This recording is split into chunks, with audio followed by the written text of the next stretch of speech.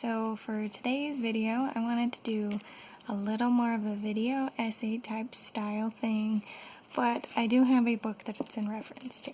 I just finished up The Books That Changed My Life, which is basically a series of book recommendations. The editor of this talked to a bunch of authors, readers, writers, and a few other professions and things too, some actors and things like that, and just asked them what like the most important books in their lives were. And so it's kind of brief little blurbs about the best books in their lives. And so on that level, it's really great. But some of the things that people talked about their favorite books really resonated with me, especially with the current climate of all the things that are going on with Black Lives Matter.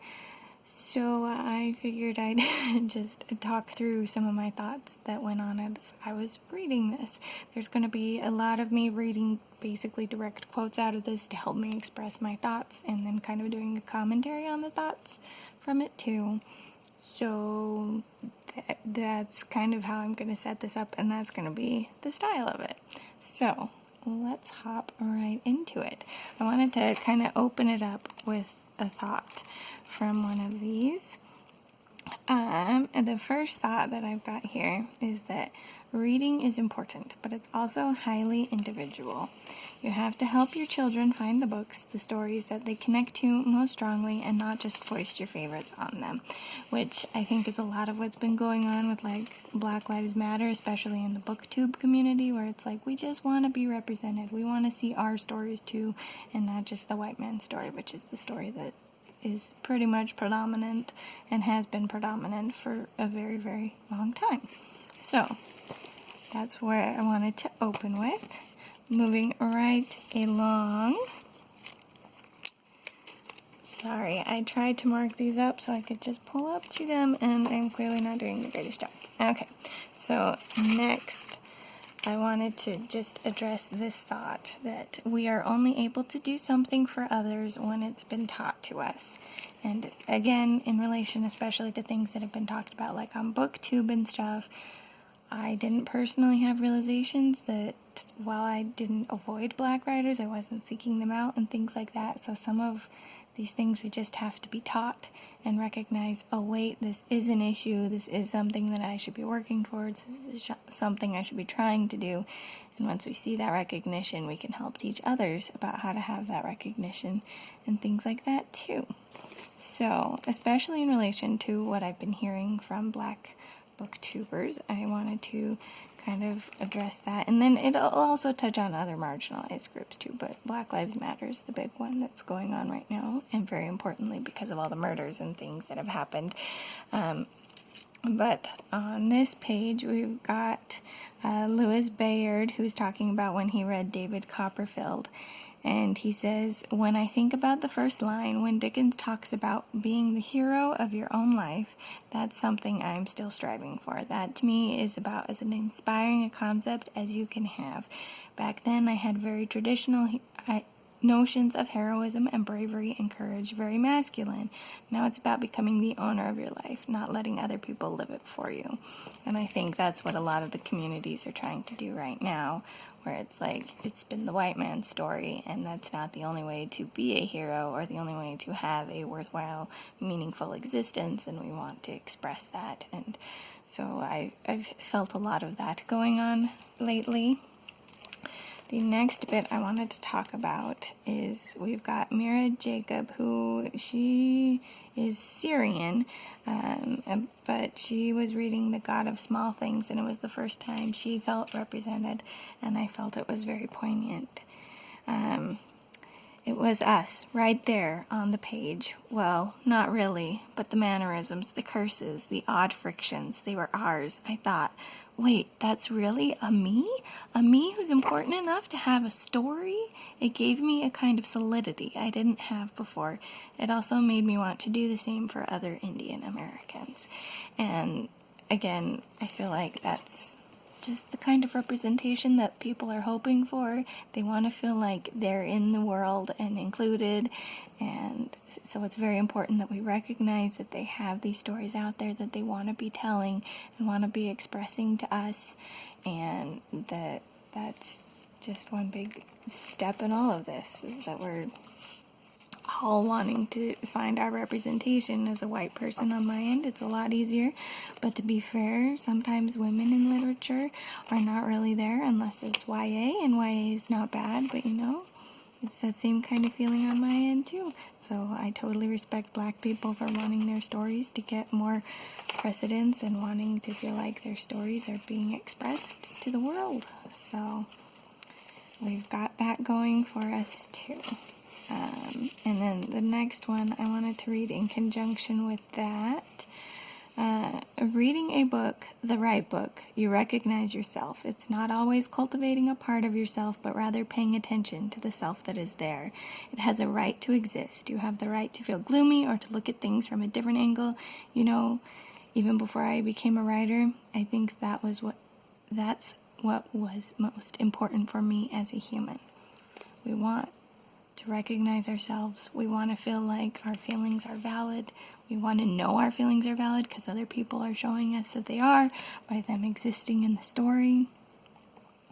So I just think it's so valuable that I've read this and seen other people coming to similar understandings that I'm personally coming to about what this whole racism issue really is in America and how it really is still here and why Black Lives Matter is so important right now and something that we're working on so hard. The next one I wanted to touch on was Liza Donnelly. She's talking about having gone to a lecture from Virginia Woolf, or reading lectures from Virginia Woolf. Either way, it's something Virginia Woolf said. And so she talks about how there is no such thing as a woman cartoonist or a woman writer. There's no particular style or way of doing any art that is specific to gender.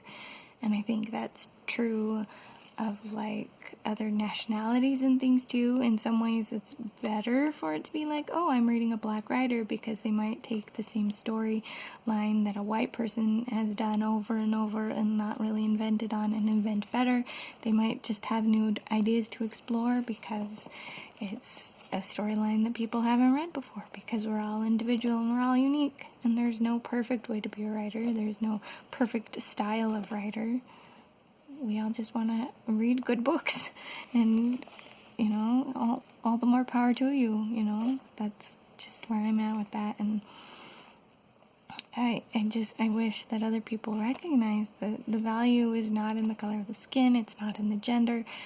You can find the value in any of it, and we all deserve to have our creative outlets and our creative abilities and feel like we are represented in creative mediums. And so it shouldn't be seen as something lesser. If it's a Black booktuber, if it's a Black writer, it should be something that's celebrated, that it's look at this cool story. I don't want to say to be colorblind, because I know that's its own issue, but it shouldn't be the color that's defining if we're picking a book or not either. We should just be looking for good stories, and I think that kind of comes to my own realizations that I've come to having watched all this booktube stuff that's been going on as the Black Lives Matter has been going on. I've been getting these feelings of, I've been participating in the racism without meaning to, because I wasn't intentionally trying to find Black authors. I didn't mind reading Black authors, ones like Toni Morrison I've loved for a long time, but I wasn't actively seeking out more Black reading and more Black voices. And so we have in this Heather B. Armstrong, who talks about The Warmth of Other Suns by Isabel Wilkerson, and she ended up going to some sort of convention, I think, about stories, and was talking to Wilkerson herself, I believe, or it was just another Black woman who happened to be there. I don't remember, and rereading and skimming real fast, I don't see specifically, but she talks about how at that convention someone pointed out kind of the racist things that were going on, and she asks, to this Black person, okay, what can I do? How can I change the problem? And how she recognized in herself that she'd had the feelings of, I'm not a racist. I'm not doing anything racist, right? I escaped from the racist world because she'd grown up in the South. But then here's the key point of it. The trouble was, I wasn't doing anything. I wasn't speaking up against racism. I wasn't asking questions about how to heal racism. It totally changed my life, this book, Speaking of the Warmth of the Sun. It changed my behavior. It changed who I want to be and what I do. It's time that we recognize our privilege, we white people, and we recognize our responsibility to dismantle it. Black people are tired. Until we, the white people, take steps to change things, it's never going to be any different. And that's the journey that I'm coming to for myself, to recognizing that I have a part to play in all this, and that I need to take a stand. And that's part of why I'm doing this video this way, and not just saying, it was fun reading other authors' recommendations. This is me saying, this is what I'm learning from this. This is what I'm learning from everything that's going on around me. I don't want to be part of the problem anymore. I want to make sure that I'm including Black voices, that I'm being intentional about the materials that I read and that I put into my life. So this is just as much my journey as anything else, and that's important to recognize and know that I need to change if I'm going to help the world to change. So one of the other pieces in here talks about Gone with the Wind, which, yes, in some ways is quite problematic, but it's also kind of a piece of its time. So let's see, what note did I make about this part? Okay, so this is Jodi Picoult, if you happen to have read any of her books, but she's talking about Gone with the Wind, and she says, but the reason it's the book that it has changed my life has to do with rereading it. When I was 13, it was all about grand, sweeping, star-crossed romance. At 49, I feel very, very differently about it. I grew up in a very white community, not thinking a lot about issues of race and social justice because I didn't have to. Now that I am more aware of those issues, I see my role in them as a white person, and that's what I see when I read the novel again. I see the way people of color are portrayed. I see that they are caricatures compared to the richer white characters, and I recognize it's a snapshot of history, a snapshot taken through a 1930s lens. And just a little further down the page, a lot of white people nowadays may not be willing to talk about racism because it's uncomfortable. It makes us feel itchy. We have the privilege to not talk about it because we're white. Maybe what you can do is read a book like this instead, where it's fiction, in quotes, and I say it in quotes because I mean it with sarcasm, and you can begin to talk about racism and about people of color through our security blanket. And I think that's important too, especially that she's saying she recognizes that we've got this privilege. She grew up in a community like me. My community is very white. It's not necessarily purposefully white. I feel like overall we probably would be welcoming of Black people. I personally would be welcoming of them for sure. But it's just an area that's pretty white. And so you don't think about race because you are in a white area. And so it's not an issue because you don't have to think about the issue because it's not there and you're not seeing it. And that's very much my experience. But looking at the fiction and stuff, I do think can be a good step for people to be able to take that first step and recognize the issues and see the issues that are going on. And it's a good way to get that voice and that perspective if you're worried about talking about it in person. So I totally agree with this. And I think that's a good stance to take, to be like, hey, you know what? You can do this way. It might be a good step for you to think about it starting from fiction. So the final one that I wanted to highlight talks about To Kill a Mockingbird, and it's kind of a similar thought. This is from Glenn Taylor talking about it, if you're interested in knowing who was talking about it. This is why I think To Kill a Mockingbird holds up and matters. Atticus Finch was a complex man. The child who loved him saw the adult world, the world of Tom Robinson, with a particular sense of justice. To me, their story refuses to become just another sacrificed place that time forgot. When you acknowledge and care about individuals that don't typically get represented, you can start to acknowledge and care about communities that don't typically get represented.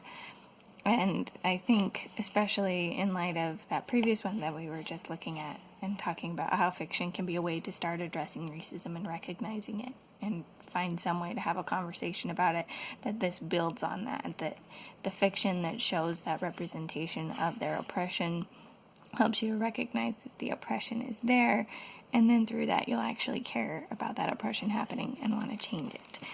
So again, just kind of some various lessons that I've had from this book. Again, if you want to look into it for yourself and see if there's other lessons in here that I missed, or if you just want a bunch of book recommendations, a lot of them are by a variety of different authors, persons of color beyond just Black people.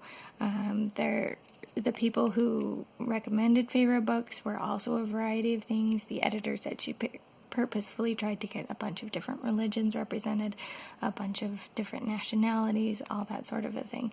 So it's great on every front, I feel like, because there's a lot of diversity in the people who are asked. There's a lot of diversity in the people or the books that they chose. There's just a lot of diversity that's represented here, and I really appreciated reading other people's thoughts on this, and just kind of getting some of that perspective too. I'm still working on being more intentional on things, but this gave me a decent place to start and some recommendations of some further places that I can go to try to keep reading diversely and try to recognize diverse perspectives instead of just stumbling upon them once in a while. But that's all I've got for now. If you happen to have extra thoughts that maybe I didn't touch on or you don't think I touched on correctly, feel free to comment down below. I'm happy to start real discussions based on any of the things that I've talked about. If my opinions seem incorrect to you, I'm happy to have a discussion and see what needs to be changed. But that's all I've got for now. This is the Umlaut Harper signing out.